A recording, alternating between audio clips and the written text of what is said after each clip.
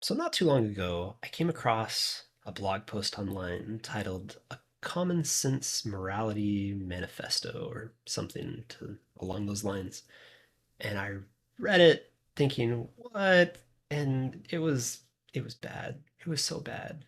And so today, I think rather than talking about AI and robots and futurism, I think we should go down a little philosophical rabbit hole and discuss morality and ethics.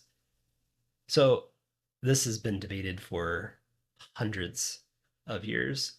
So many different philosophers have had so many different stances on this, but effectively, it roughly breaks down into two broad camps, maybe like two and a half. So you have moral realists, those who believe that morals are absolute truths, grounded in reality, irrefutable, non negotiable, not relative. And then you have the moral relativists, of which I guess an offshoot uh, would be the emotivists. So moral realists, moral relativists. Moral relativists believe that morals are relative, that they are situationally dependent, more or less game rules that vary based on time and place and participants. And then you have the emotivists who basically state that there's any moral position is automatically false. It's not possible for a moral position to be true.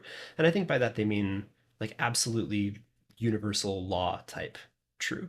So true for all things at all times in all places.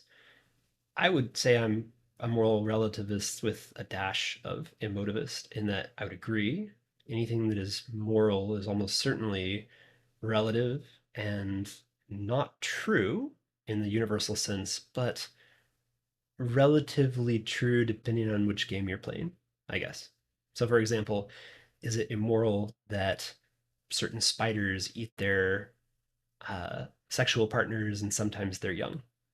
I mean, it would be a moral bad, a taboo if a human were to do it, but a spider, I mean, it's weird, maybe a little creepy, but not morally wrong. So you couldn't say that it is an absolute moral truth that you cannot eat your sexual partners or your children.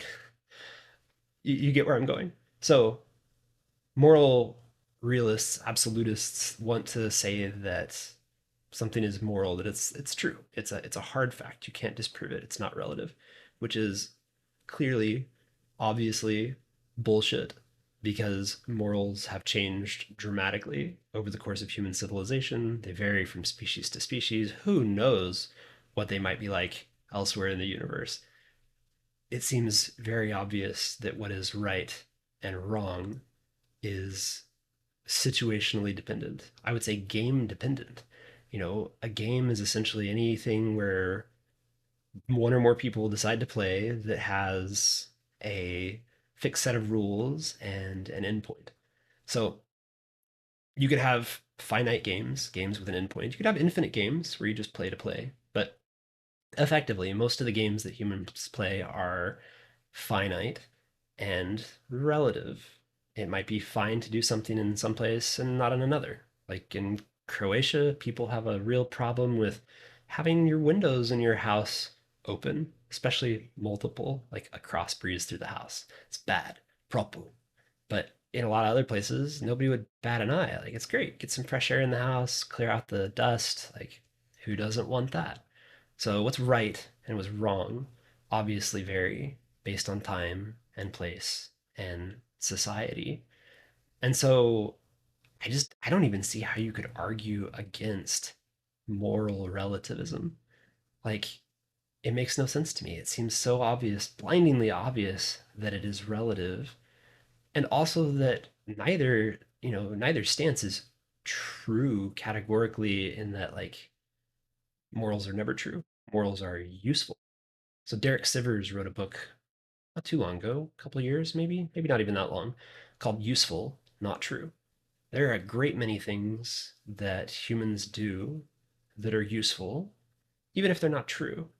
Not true here and now, not true anywhere ever. They're just false, but they're useful. One category of those might be what I call social cohesion lies. things that are designed to get people to come together and cooperate. Even if false, it's a story around which you can build a movement and get something done. Religion is probably the most perfect example of that, but so would be the idea of equality. All men are created equal, born equal, could ever be equal, which is also obviously farcical, but useful. Useful for bringing people together and getting people to cooperate. So, morals, ethics, are what is or isn't appropriate in a particular game. And in a lot of cases, it really just boils down to what I like and approve of is moral, and what I dislike and disapprove of is immoral.